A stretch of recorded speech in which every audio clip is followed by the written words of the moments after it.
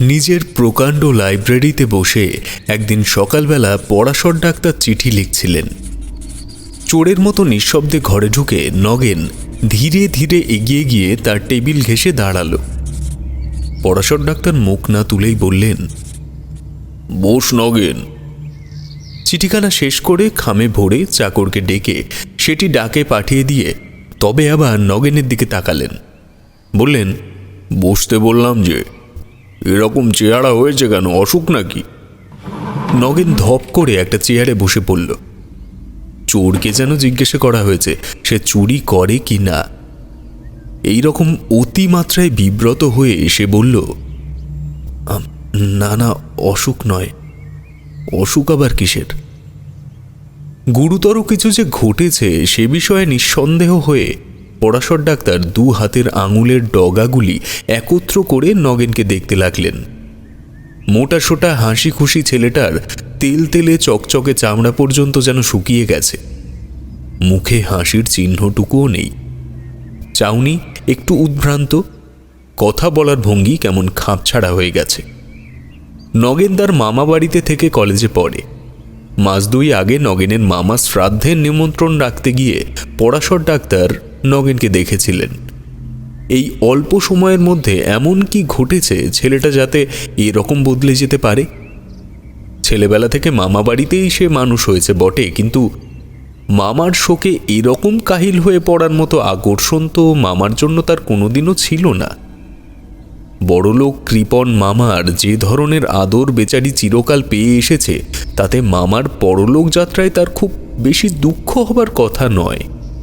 বাইরে মামাকে খুব শ্রদ্ধা ভক্তি দেখালেও মনে মনে নগেন যে তাকে প্রায়ই জমের বাড়ি পাঠাতো তাও পরাশর ডাক্তার ভালো করেই জানতেন। পড়ার খরচের জন্য দুশ্চিন্তা হওয়ার কারণও নগেনের নেই, কারণ শেষ সময়ে কি ভেবে তার মামা তার নামে মোটা টাকা উইল করে রেখে গেছেন। নগেন হঠাৎ কাঁদো কাঁদো হয়ে বলল, ডাক্তার কাকা, সত্যি করে একটা কথা বলবেন, আমি কি পাগল হয়ে গেছি? পরাশর ডাক্তার একটু হেসে বললেন, তোমার মাথা হয়ে গেছো। পাগল হওয়া কি মুখের কথা রে বাবা? পাগল যে হয় অত সহজে সে টের পায় না সে পাগল হয়েছে। তবে দ্বিধা ভরে খানিকক্ষণ চুপ করে থেকে হঠাৎ নগেন যেন মরিয়া হয়ে জিজ্ঞেস করে বসল, আচ্ছা ডাক্তার কাকা, প্রেতাত্মা আছে? প্রেতাত্মা মানে তো ভূত। নেই। নেই? তবে অনেকক্ষণ ইতস্তত করে, অনেক ভূমিকা করে, অনেকবার শিউরে উঠে নগেন ধীরে ধীরে আসল ব্যাপারটা খুলে বলল। চমকপ্রদ অবিশ্বাস্য কাহিনী। বিশ্বাস করা শক্ত হলেও পরাশর ডাক্তার বিশ্বাস করলেন। মিথ্যে গল্প বানিয়ে তাকে শোনাবার ছেলে যে নগেন নয় তিনি তা জানতেন। মামা তাকেও প্রায় নিজের ছেলেদের সমান টাকা কড়ি দিয়ে গেছেন জেনে প্রথমটা নগেন একেবারে স্তম্ভিত হয়ে গিয়েছিল। মামার এরকম উদারতা সে কোনোদিনও কল্পনাও করতে পারেন। বাইরে যেমন ব্যবহারই করে থাকুক, মামা তাকে নিজের ছেলেদের মতোই ভালোবাসতেন জেনে পরলোকগত মামার জন্য আন্তরিক শ্রদ্ধা ভক্তিতে তার মন ভরে গেল। আর সেই সঙ্গে জাগলো এই রকম দেবতার মতো মানুষকে সারা জীবন ভক্তি ভালোবাসার ভান করে ঠকিয়েছে ভেবে দারুণ লজ্জা আর অনুতাপ। শ্রাদ্ধের দিন অনেক রাত্রে বিছানায় শুতে যাওয়ার পর অনুতাপটা যেন বেড়ে গেল। শুয়ে শুয়ে সে ছটফট করতে লাগল। হঠাৎ একসময় তার মনে হলো সারা জীবন তো ভক্তি শ্রদ্ধার ভান করে মামাকে সে ঠকিয়েছে। এখন যদি সত্যি সত্যিই ভক্তি শ্রদ্ধা জেগে থাকে, লাইব্রেরির ঘরে মামার তৈলচিত্রের পায়ে মাথা ঠেকিয়ে প্রণাম করে এলে হয়তো আত্মগ্লানি একটু কমবে, মনটা শান্ত হবে। রাত্রি তখন প্রায় 3টে বেজে গেছে। সকলে আলো নিভিয়ে শুয়ে পড়েছে। বাড়ি অন্ধকার। এত রাত্রে ঘুমানোর বদলে মামার তৈলচিত্রের পায়ে মাথা ঠেকিয়ে প্রণাম করার জন্য বিছানা ছেড়ে উঠে যাওয়াটা যে রীতিমতো খাপছাড়া ব্যাপার হবে সে জ্ঞান নগেনের ছিল। তাই কাজটা সকালের জন্য স্থগিত রেখে সে ঘুমোবার চেষ্টা করল। কিন্তু তখন তার মাথা গরম হয়ে গেছে। মন একটু শান্ত না হলে যে ঘুম আসবার কোনো সম্ভাবনা নেই, কিছুক্ষণ এপাশ ওপাশ করার পর সেটা ভালো করেই টের পেয়ে গেল সে। শেষকালে মরিয়া হয়ে সে বিছানা ছেড়ে উঠে পড়ল। লাইব্রেরিটি নগেনের দাদামশায়ের আমলের। লাইব্রেরির সম্পর্কে নগেনের মামার বিশেষ কোনো মাথা ব্যথা ছিল না। তার আমলে গত 30 বছরের মধ্যে লাইব্রেরির পেছনে একটি পয়সাও খরচ করা হয়েছে কিনা সন্দেহ। আলমারি কয়েকটি অল্প দামি আর অনেক দিনের পুরনো, ভিতরগুলি বেশিরভাগ অদরকারি বাজে বইয়ে ঠাসা এবং উপরে বহুকালের ছেঁড়া মাসিকপত্র আর নানা রকম ভাঙাচোড়া ঘরোয়া জিনিস গাদা করা। টেবিলটি এবং চেয়ার কয়েকটি খুব সম্ভব অন্য ঘর থেকে পেনশন পেয়ে এই ঘরে স্থান পেয়েছে। দেয়ালে 3টি বড় বড় তৈলচিত্র, সস্তা ফ্রেমে বাঁধানো কয়েকটা সাধারণ রঙিন ছবি ও ফটো টাঙানো। তাছাড়া কয়েকটা পুরনো ক্যালেন্ডারের ছবিও আছে, কোনোটাতে ডিসেম্বর, কোনোটাতে চৈত্র মাসের 12 তারিখ লেখা কাগজের ফলক এখনো ঝুলছে। তৈলচিত্রের একটি নগেনের দাদামশায়ের, একটি দিদিমার এবং অপরটি তার মামার। দাদামশাই আর দিদিমার তৈলচিত্র দুটি একদিকের দেয়ালে পাশাপাশি টাঙানো আছে। মামার তৈলচিত্র স্থান জুড়ে আছে পাশের দেওয়ালের মাঝামাঝি। কারো ঘুম ভেঙে যাবার ভয়ে নগেন আলো জ্বালেনি, কিন্তু তাতে তার কোনো অসুবিধা ছিল না। ছেলেবেলা থেকে এই বাড়ির আনাচে কানাচের সঙ্গে তার পরিচয়। লাইব্রেরিতে ঢুকে অন্ধকারেই সে মামার তৈলচিত্রের কাছে এগিয়ে গেল। অস্ফুট স্বরে, আমায় ক্ষমা করে দাও মামা বলে যেই সে তৈলচিত্রের পায়ের কাছে আন্দাজে স্পর্শ করেছে, বর্ণনার এইখানে পৌঁছে নগেন শিউরে চুপ করে গেল। তার মুখ আরো বেশি ফ্যাকাশে হয়ে গেছে, 2 চোখ বিস্ফারিত। তারপর নগেন ঢোক গিলে জিভ দিয়ে ঠোঁট চেটে বলল,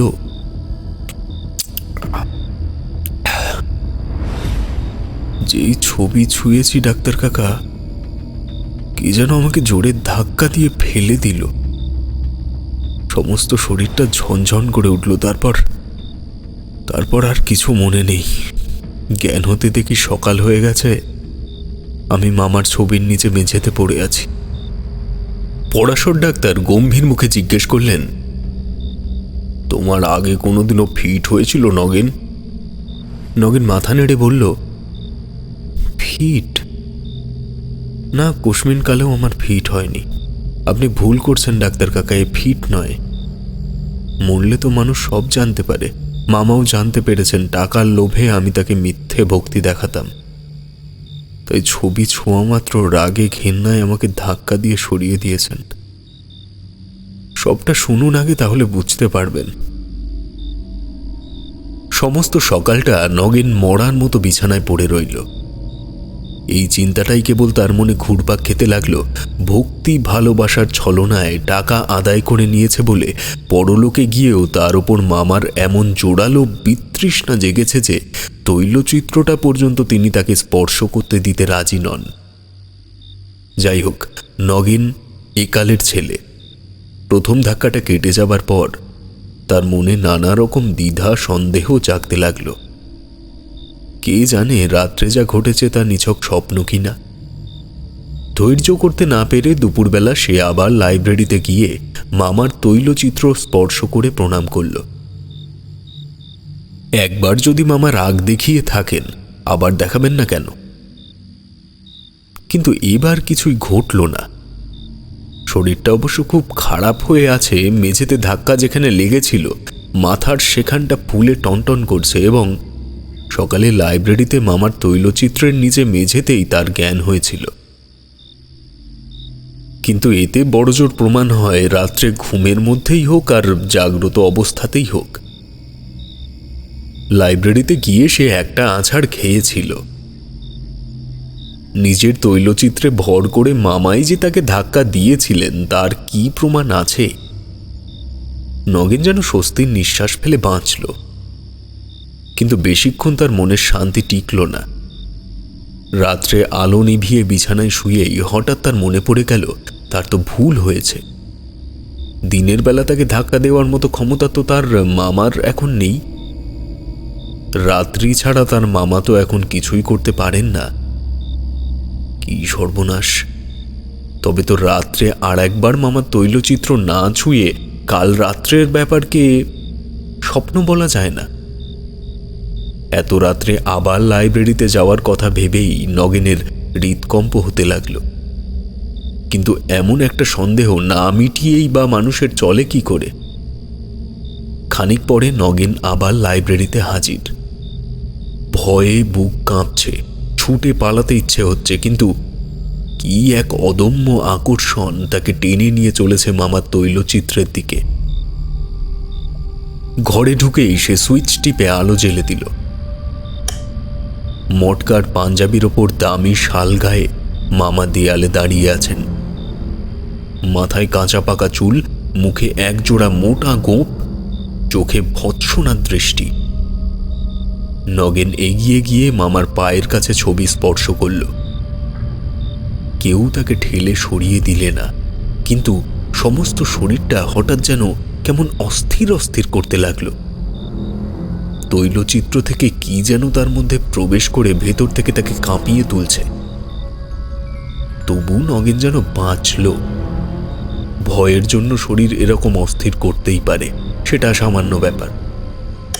ফিরে যাওয়ার সময় আলোটা নিভিয়ে নগেন আবার থমকে দাঁড়িয়ে পড়ল।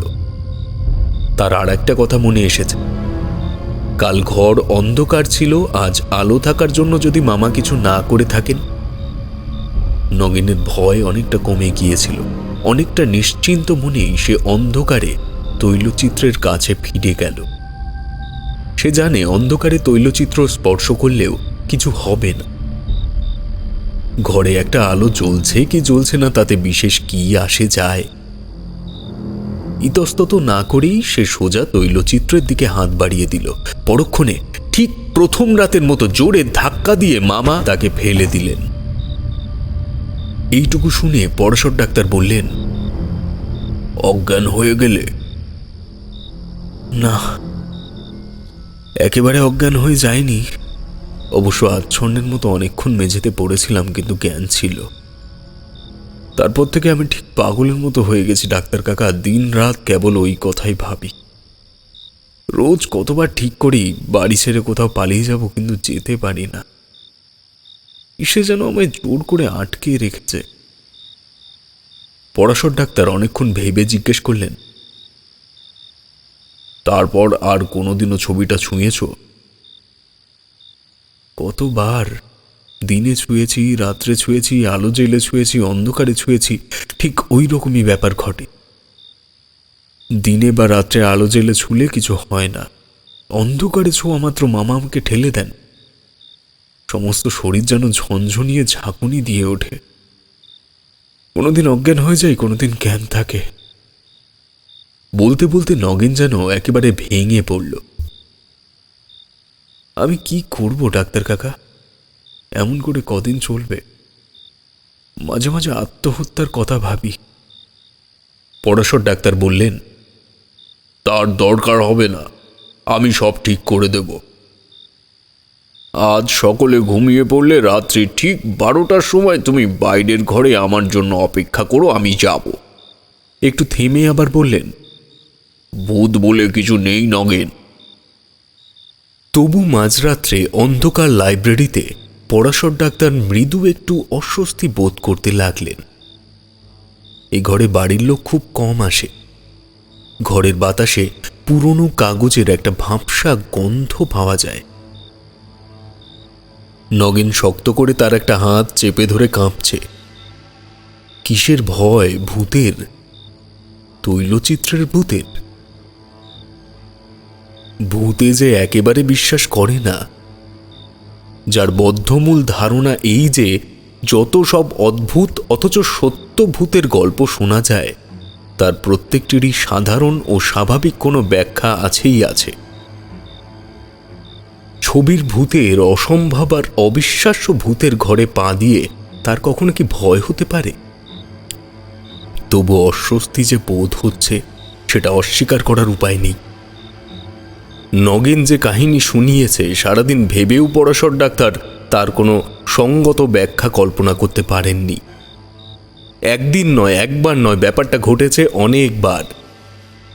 দিনে তৈলচিত্র নিস্তেজ হয়ে থাকে, রাত্রে তার তেজ বাড়ে।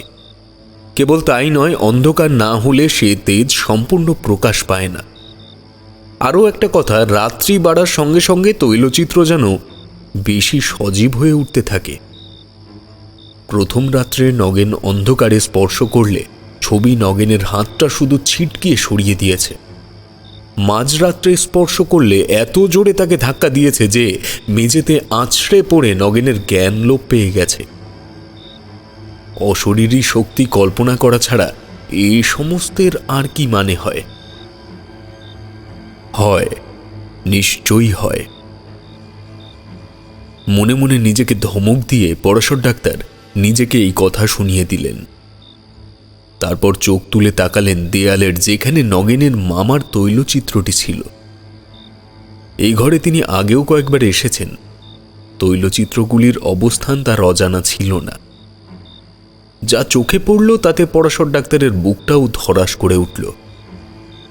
তৈলচিত্রের ওপরের দিকে দুটি উজ্জ্বল চোখ তার দিকে জ্বলজ্বল করে তাকিয়ে আছে। চোখ দুটির মধ্যে ফাঁক প্রায় 1.5 হাত।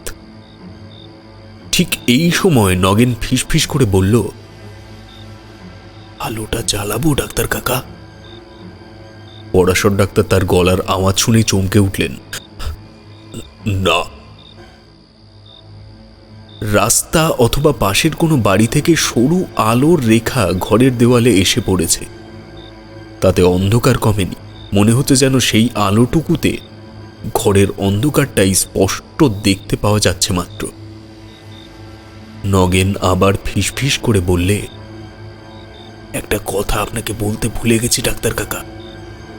দাদা মশাই আর দিদিমার ছবি তার মরবার পর করা হয়েছিল, কিন্তু মামার ছবিটা মরবার আগে মামা নিজে শখ করে আঁকিয়েছিলেন। হয়তো সেই জন্যই। নগেনের শিহরণ স্পষ্ট টের পাওয়া যায়। ভয় পেয়ে গেছে। পরাশর ডাক্তারকে স্বীকার করতে হলো, একটু ভয় তিনি সত্যি পেয়েছেন। তার বৈজ্ঞানিক মন এতদিন পরে একটা মস্ত সত্য আবিষ্কার করল যে মানুষের মন চিরদিনই মানুষের মনই হয়। যুক্তি, তর্ক, বিশ্বাস, অবিশ্বাস দিয়ে মানুষ ভয়কে জয় করতে পারে না।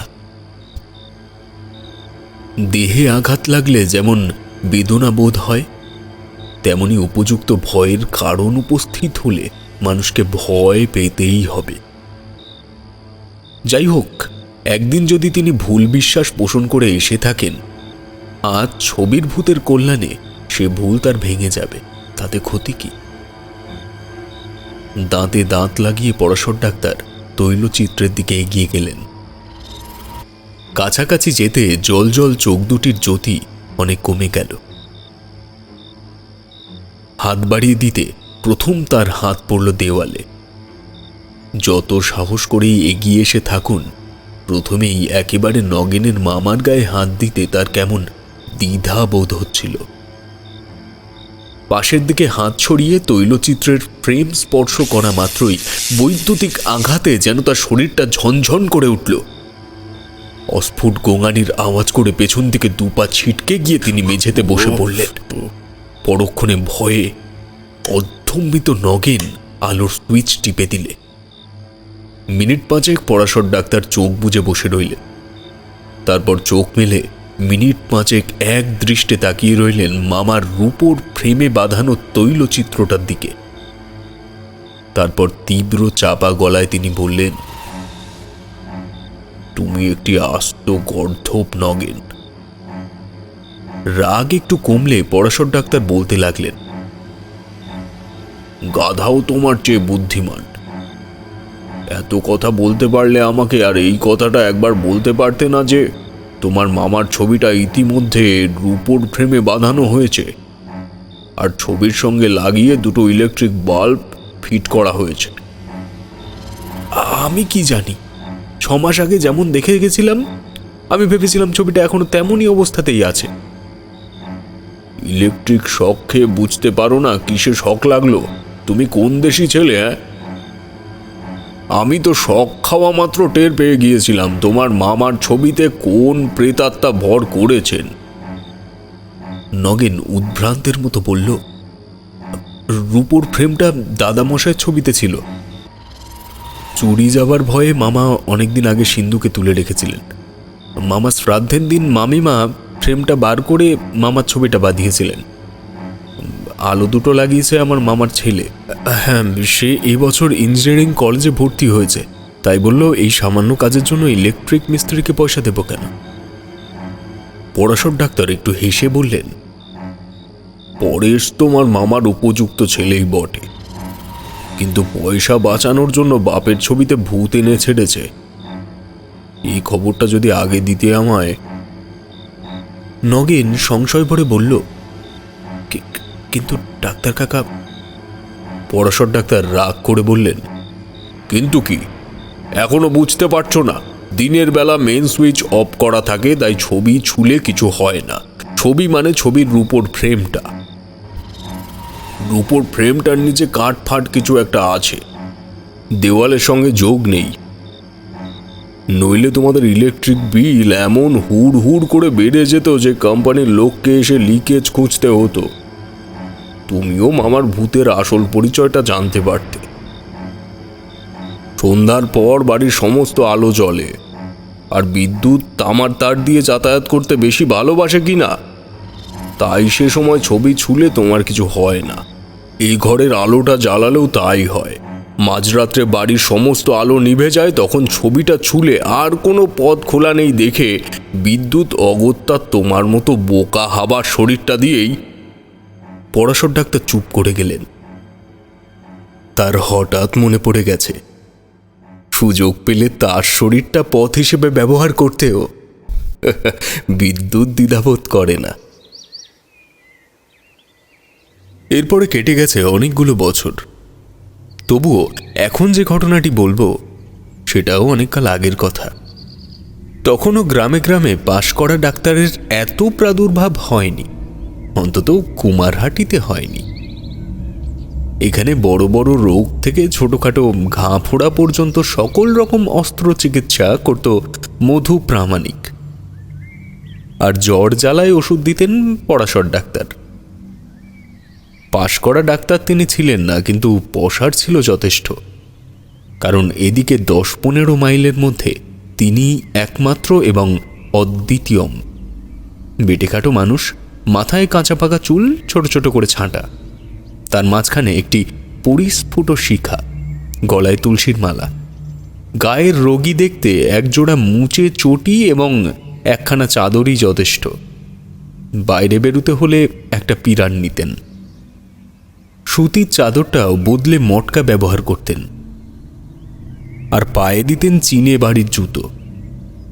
এত পসার সত্ত্বেও ভদ্রলোক কিন্তু বিশেষ টাকা জমাতে পারেননি। প্রথমত তার ফি বলে কিছু ছিল না। 2-5 জন ধনী রোগী ছাড়া বাকি প্রায় সর্বত্রই আলুটা বেগুনটা নিয়েই যথেষ্ট সন্তুষ্ট হতে হতো, ওষুধটা পর্যন্ত বিনামূল্যে। এহেন ভালো মানুষ ভদ্রলোক একদিন কি বিপদে পড়েছিলেন সে যদি শোনো, তোমাদের গায়ে কাঁটা দিয়ে উঠবে। সন্ধ্যাবেলায় পাশের গ্রাম থেকে একটা ডাক এলো, না গেলেই নয়। রোগীর অবস্থা শুনে ডাক্তারবাবু না বলতে পারলেন না। দূর অবশ্য বেশি নয়, 2টি গ্রামের মধ্যে মাইল চারেকের একটা বিলের ব্যবধান। এই বিলটা সম্বন্ধে চারিপাশের লোকের অনেক কালের ভয় আছে, বিশেষ করে বিলের মাঝামাঝি জায়গায় যে বহুকালের বুড়ো বটগাছটা আছে, সেখানে যে অসংখ্য ভূতের বাস, তাতে আর কারও সন্দেহ নেই। কিন্তু রোগীর বাড়ির লোক যখন ভরসা দিল যে তারা নিজেরা তাকে পৌঁছে দিয়ে যাবে, তখন আর ভয় করার কি আছে। 3 বার দুর্গা নাম স্মরণ করে পরাশর ডাক্তার ভর সন্ধ্যাবেলাতেই বেরিয়ে পড়লেন। রোগী দেখে ওষুধের ব্যবস্থা করে যখন ফিরলেন, তখন রাত 10টার বেশি নয়। ফুটফুটে জ্যোৎস্না ফুটেছে, তার উপর সঙ্গে আলো নিয়ে আসছে 2 জন বিখ্যাত লাঠিয়াল। ডাক্তারবাবু নির্ভয়ে খোশ গল্প করতে করতে চলে আসছেন, বরং বেশ ভালোই লাগছিল। যে বটগাছটার সম্বন্ধে সকলেরই ভয়, তারই নিচে দিয়ে আসতে ভয়ে গা ছমছম করলেও কেমন একটু গর্ববোধও হচ্ছিল। এমনই করে আস্তে আস্তে যখন প্রায় গ্রামের সীমানায় এসে পৌঁছেছেন আর মাত্র মাইলখানিক বাকি, হঠাৎ একটা মস্ত বড় ঘোড়া ছুটতে ছুটতে এসে প্রায় তার গা ঘেঁষে দাঁড়িয়ে পড়ল। এত রাত্রে হঠাৎ একটা ঘোড়া দেখে এরা তিনজনই চমকে উঠলেন। ডাক্তারবাবু অবাক হয়ে সঙ্গের লোকেদের জিজ্ঞেস করলেন, কার ঘোড়া হে? চমৎকার তো ঘোড়াটি। একজন ঘোড়াটিকে ভালো করে দেখে বললে, সম্ভব মদনপুরের বাবুদের, তারা একটা নতুন ঘোড়া কিনেছেন শুনেছি, বোধহয় সেইটে। আর একজন বললে, জিন লাগাম পড়ানো, হয়তো রাস্তায় কোথাও সাওয়ার ফেলে দিয়েছে। ডাক্তারবাবুর ঘোড়ার খুব শখ। তিনি ঘোড়াটার গায়ে আস্তে আস্তে হাত বুলিয়ে বললেন, কিন্তু দুষ্টু ঘোড়া বলে তো বোধ হচ্ছে না। একে ঘোড়ার শখ, তার উপর সমস্ত দিন হেঁটে হেঁটে তার পায়ের আর কিছু ছিল না। ঘোড়াটি দেখে লোভ হচ্ছিল, এটাই চড়ে যেতে পারলে আর এই মাইলখানিক হাঁটার দুর্ভোগ ভুগতে হয় না। একজন সঙ্গী তার মনের ভাব বুঝে বললে, যাবেন নাকি এটাতে চড়ে? কাল সকালে খোঁজ করতে এলে ফিরিয়ে দিলেই চলবে।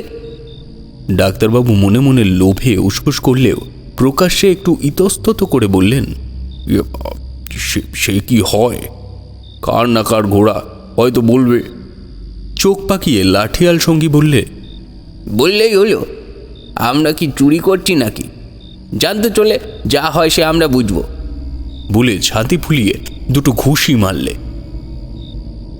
আসল কথা, এতে তাদেরও স্বার্থ ছিল। এইখান থেকে ডাক্তারবাবুকে ঘোড়ায় উঠিয়ে বিদায় করতে পারলে আর তাদের গ্রাম পর্যন্ত যেতে আসতে হয় না। ডাক্তারের নিজের তাগিদও কম নয়, সকাল সকাল বাড়ি ফেরা নিতান্ত প্রয়োজন। দুজন বিখ্যাত লাঠিয়ালের ভরসা পেয়ে তিনি আর দ্বিধা করলেন না, টপ করে ঘোড়ায় উঠে বসলেন। ঘোড়া আস্তে আস্তে গ্রামের দিকে চলতে লাগলো। তা দেখে লাঠিয়াল দুজন স্বস্তির নিঃশ্বাস ফেলে নিজেদের গ্রামের দিকে ফিরে চলল। ডাক্তারবাবু এককালে বেশ ভালো ঘোড়সাওয়ার ছিলেন। এখনও ঘোড়া দেখলে তার পা সুরসুর করে। অনেকদিন পরে ঘোড়া পেয়ে তার ইচ্ছে হলো একটা ভালো ছাত্তক দেন। হাতে চাবুক ছিল না, ছিল একটা ভাঙা ছাতা। সেইটা দিয়ে আঘাত করতেই ঘোড়াটা তীরের মতো ছুটল। বহু ঘোড়াই এককালে তিনি চড়েছেন, অনেক বদখেয়ালি তেজি ঘোড়া শায়েস্তা করেছেন, কিন্তু কোনো ঘোড়া যে এত জোরে ছুটতে পারে এ তার ধারণাই ছিল না। থামাবার জন্য তিনি বহু চেষ্টা করলেন, কিন্তু কিছুতেই থামানো যায় না। ঘোড়া তীরের মতো হাওয়া কেটে ছোটে, মনে হলো মাটিতে যেন তার পা ঠেকছে না। এক একখানা গ্রাম চোখে নিমেষে পার করে চলে যাচ্ছে। বিলের রাস্তা, অর্থাৎ রাস্তা বলে কিছু নেই, কেবল বাবলার বন। তারই মধ্যে দিয়ে ঘোড়া বিদ্যুৎ বেগে কোন দিকে যে ছুটেছে ডাক্তারবাবু কিছুই ঠিক করতে পারলেন না। কেবল বাবলার বনের মধ্যে দিয়ে ছুটতে দেখে মাথা নিচু করে ঘোড়ার গলাটা জড়িয়ে ধরলেন। হঠাৎ একটু ভরসা হলো কিছু দূর আগে নদী দেখে। তিনি অনুমান করলেন এটা রূপসী নদী, কারণ এদিকে আর বড় নদী নেই। চাঁদের আলোতে নদীর জল চকচক করছিল। দেখে ভরসা হলো এইবার ঘোড়াকে থামতেই হবে। রূপসী প্রকাণ্ড বড় নদী, জলও যথেষ্ট। কিন্তু এটুকু ভাবতে তার যতখানি সময় লাগলো ততক্ষণে ঘোড়া নদীর ওপারে পৌঁছেছে। এতক্ষণ পর্যন্ত ডাক্তারবাবুর জ্ঞান ছিল, কিন্তু ঘোড়া লাফিয়ে নদী পার হলো কি করে বুঝতে পারলেন না। ভয়ে তার সমস্ত শরীর কুঁকড়ে গেল। তিনি চোখ বন্ধ করলেন। এমনি করে কতক্ষণ চলেছিলেন জানেন না। হঠাৎ এক সময় দেখলেন প্রকাণ্ড বড় এক রাজবাড়ির দেউড়ির ভেতর দিয়ে এসে গাড়ি বারান্দায় ঘোড়া থেমে গেল। সঙ্গে সঙ্গে একজন চাকর এসে ঘোড়ার লাগাম চেপে ধরলে এবং আর একজন তাকে পরম সমাদরে নামতে ইঙ্গিত করলে। ডাক্তারবাবুর তখন জ্ঞান ছিল বলা চলে, ছিলও না বলা চলে। তিনি চোখ মেলে সব দেখছিলেন এবং কান দিয়ে সব শুনছিলেন, কিন্তু কিছুই পরিষ্কার করে বুঝতে পারছিলেন না। চাকরের ইঙ্গিত মতো তিনি তার পিছু পিছু বড় হল ঘরের বারান্দায় গিয়ে উঠলেন। সঙ্গে সঙ্গে আর একজন চাকর পা ধোয়ার জল, গামছা নিয়ে এলো। ডাক্তারবাবু হাত মুখ ধুয়ে অনেকটা সুস্থ হলেন। তারপর হল ঘরে গিয়ে বসলেন। মস্ত বড় হল, নিচে ঘর জোড়া ফরাস পাতা, অনেকগুলো তাকিয়া এখানে ওখানে ছড়ানো, ওপরে ঝাড়ের আলোয় সমস্ত ঘর যেন ঝলমল করছে। আর সেই ঘরের মধ্যেখানে একটি বৃদ্ধ ভদ্রলোক চোখ বন্ধ করে নীরবে আলবোলা টানছেন। তার মাথায় প্রকাণ্ড বড় টাক, ঝাড়ের আলোয় চকমক করছে সে টাক। পাকা আমের মতো টুকটুকে গায়ের রং, গায়ে একটা ফিনফিনে হাতকাটা বেনিয়ান, বাঁ হাতে সোনার তাগাটা দেখা যাচ্ছে। পরনে দামি একখানা ধুতি। কেমন যেন বিমর্ষভাবে বসে আছেন তিনি। ডাক্তারবাবুর দিকে একবার তাকিয়েই নীরবে ঘাড় নেড়ে বসতে বললেন। তার চোখের দিকে তাকিয়ে ডাক্তারবাবু নিজের অজান্তেই শিউরে উঠলেন। মরা ছাগলের মতো এমন ঘোলাটে চোখ মানুষের দেখা যায় না। সে দৃষ্টিতে তার হাড়ের ভিতর পর্যন্ত বরফের মতো ঠান্ডা হয়ে গেল। তিনি তাড়াতাড়ি চোখ ফিরিয়ে নিলেন। ঘর নিস্তব্ধ। কেবল দেওয়ালের বড় ঘড়িটা অশ্রান্তভাবে টিকটিক করছিল।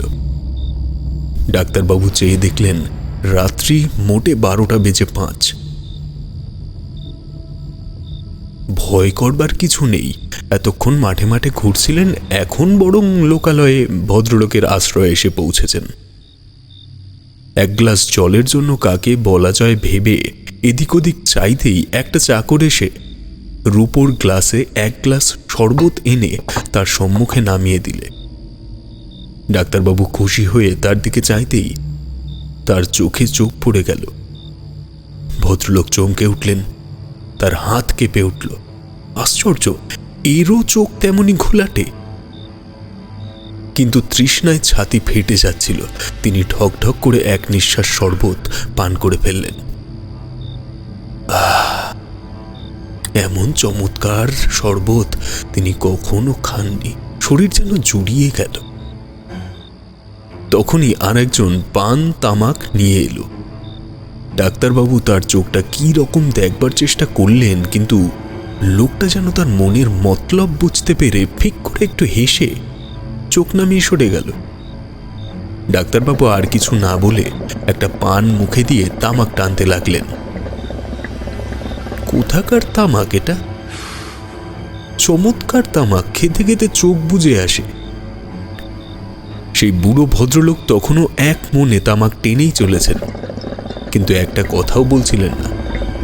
বাইরে বহু লোকজন যাওয়া আসা করছিল, কিন্তু তাদের কারো মুখে হাসিও নেই, কথাও নেই।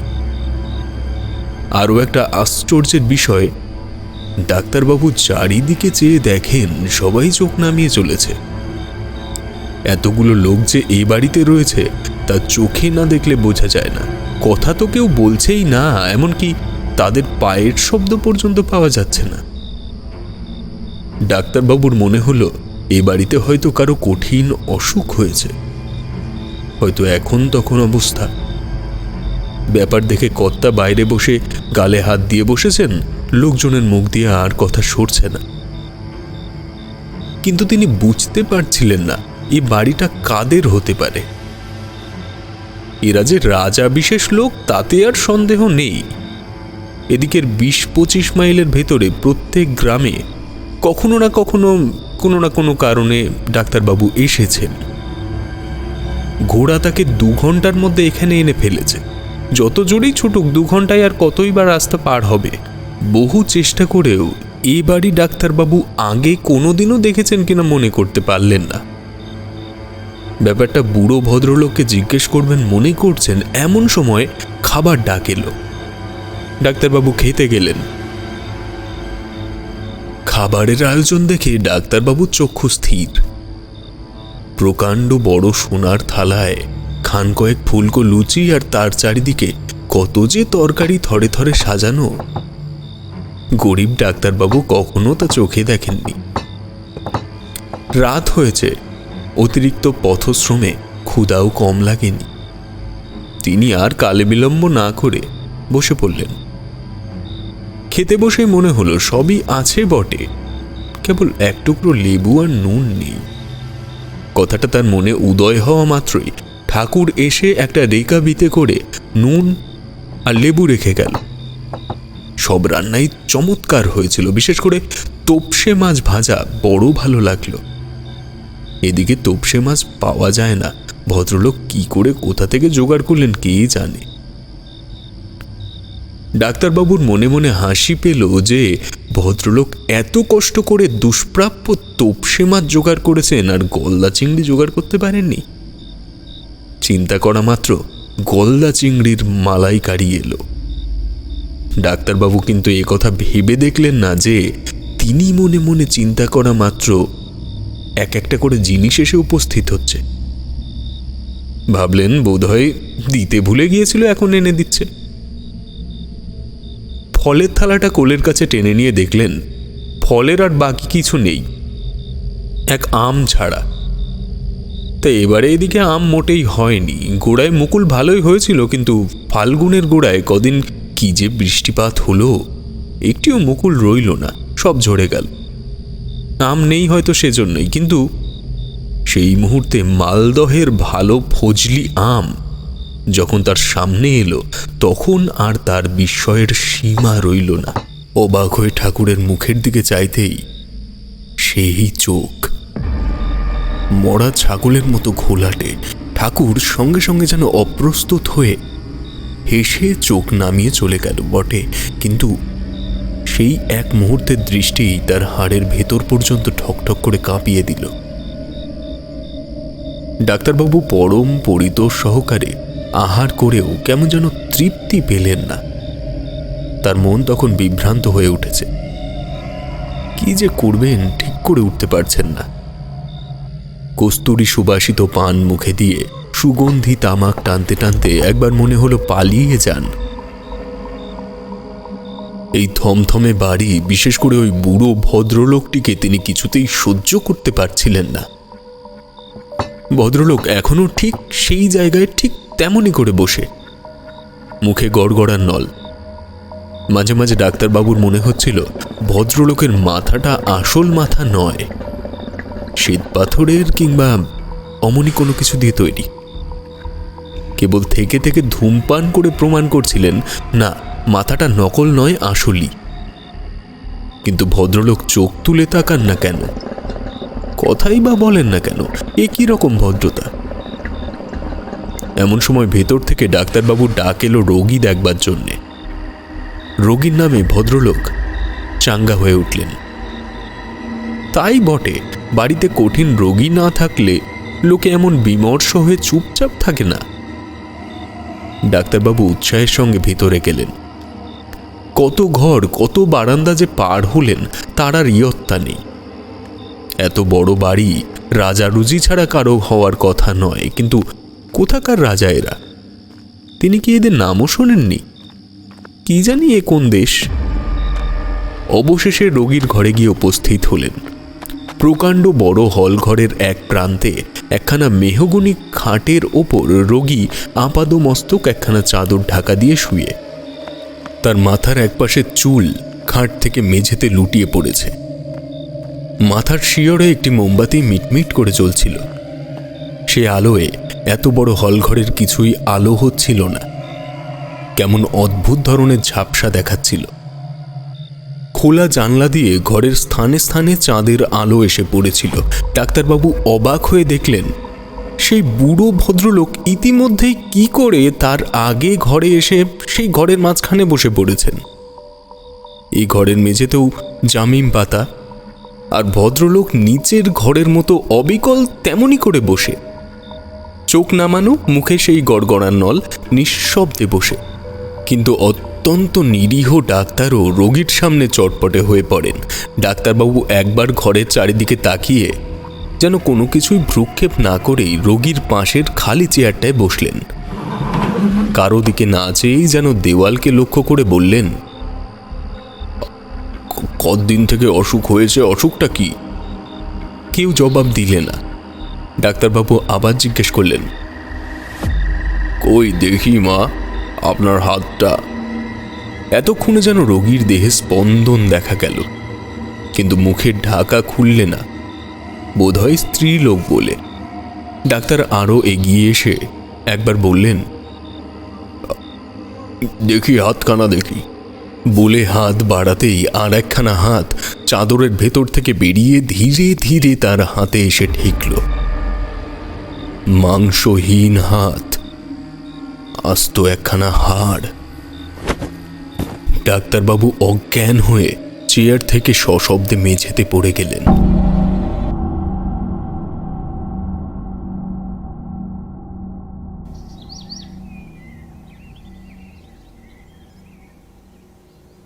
যখন তার জ্ঞান হলো তখনও ভালো করে ভোর হয়নি। দেখলেন বাড়িটা বড় বটে, কিন্তু রাত্রে যে ঐশ্বর্য দেখেছেন তার কিছুই নেই। দেওয়ালের চুন বালি খসে খসে পড়েছে, ঘুলঘুলিতে হাজার হাজার চামচিকে পাশা বেঁধেছে, আর ঘরের মধ্যে ভীষণ একটা দুর্গন্ধ উঠেছে। মেঝেতে কাল যে জাজিম দেখেছেন তার চিহ্ন মাত্র নেই। সে লোকজনও কোথাও অদৃশ্য হয়েছে। ঘরের এক প্রান্তে একটা খাট আছে বটে, কিন্তু মেহগুনির নয়, একটা সাধারণ পায়া ভাঙা তক্তপোষ। তার ওপরে যে ছেঁড়া তোষকটা আছে তার থেকে ইঁদুরে তুলো বের করে ঘরময় ছড়িয়েছে। ডাক্তারবাবু প্রায় হামাগুড়ি দিয়ে বাইরে এসে বসলেন। চেয়ার থেকে পড়ে যাওয়ার ফলেই হোক অথবা বহুদিন পরে ঘোড়ায় চড়ার জন্যেই হোক, সর্বাঙ্গে ব্যথা বোধ হচ্ছিল।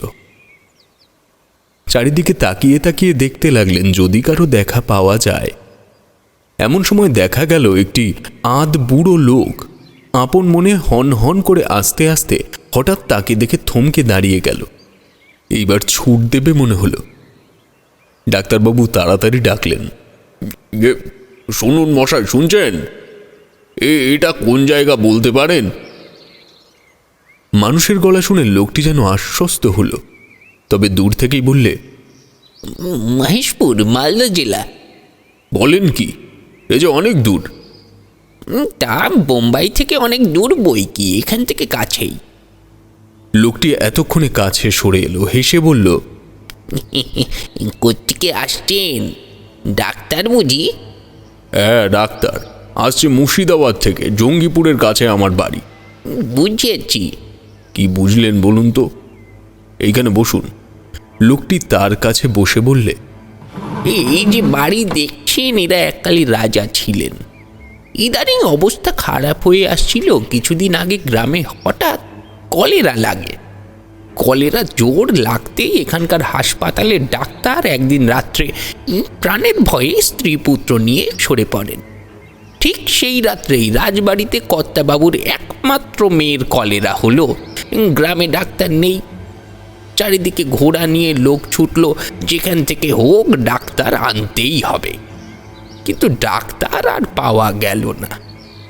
কর্তাবাবুর বড় পেয়ারের ঘোড়া মশাই, অমন ঘোড়া আমার চোখে আজ পর্যন্ত পড়েনি। মাঝ থেকে সেটারও যে কি হলো, রাস্তাতেই মারা গেল হয়তো। আর ভোর হতে না হতে রাজবাড়ির সমস্ত লোকও শেষ হয়ে গেল। সে এক আশ্চর্য ব্যাপার মশাই, যেন ভোজবাজি। কর্তাবাবুর কথা উঠতেই ডাক্তার শিউরে উঠলেন, বললেন, তারপর? তারপর আর কি মশাই, মাঠে কোনো ডাক্তারকে রাত্রি একা পেলে তার আর রক্ষে নেই। আপনি একা নন, এর আগে অনেকে, বলতে পারেন 2-3 জন ডাক্তার এমনই বিপদে পড়েছিলেন। উঠতে উঠতে লোকটি বললেন, যাকে সেসব কথা 100 মাইলের ফেঁড়ে পড়েছেন। এবেলা আমার ওখানে খাওয়া দাওয়া করবেন, চলুন। ওবেলা আপনার যাওয়ার যা একটা ব্যবস্থা আমি করিয়ে দেবো। ডাক্তারবাবু উঠতে উঠতে বললেন, তাই চলুন।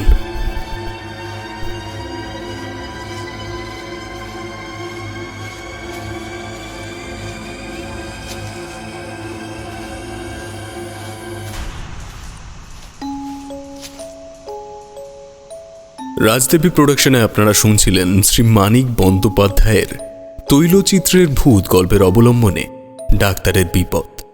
গল্পটি কেমন লাগলো তা জানাতে ভুলবেন না আপনাদের মূল্যবান কমেন্টের মাধ্যমে। আর যদি খুব ভালো লেগে থাকে তাহলে অবশ্যই আমাদের চ্যানেলটি সাবস্ক্রাইব করে তার পাশে থাকা বেল আইকনটি প্রেস করে দেবেন। নিজেদের পরিচিত মহলে ভিডিওটিকে শেয়ার করে আমাদের রাজদেবী প্রোডাকশন টিমকে আরও বড় করে তুলুন, যাতে করে এই ধরনের রোমাঞ্চ ও ভৌতিক গল্পগুলি আমরা আপনাদের সামনে তুলে ধরতে পারি। আজকের গল্পের কথক ও অন্যান্য চরিত্রে আমি রাজপ্রতাপ বসু। গল্পের শব্দ সংযোজন ও আবহে টিম রাজদেবী প্রোডাকশন। গল্পটির সমগ্র পরিচালনায় দেবীয়ন্ত্রী দাস, প্রচ্ছদ অঙ্কনে দাস স্টুডিও। তবে আজকের মতো এখানেই শেষ করছি, ফিরবো আবার পরবর্তী গল্প নিয়ে। ততদিন সঙ্গে থাকুন, সুস্থ থাকুন। ধন্যবাদ।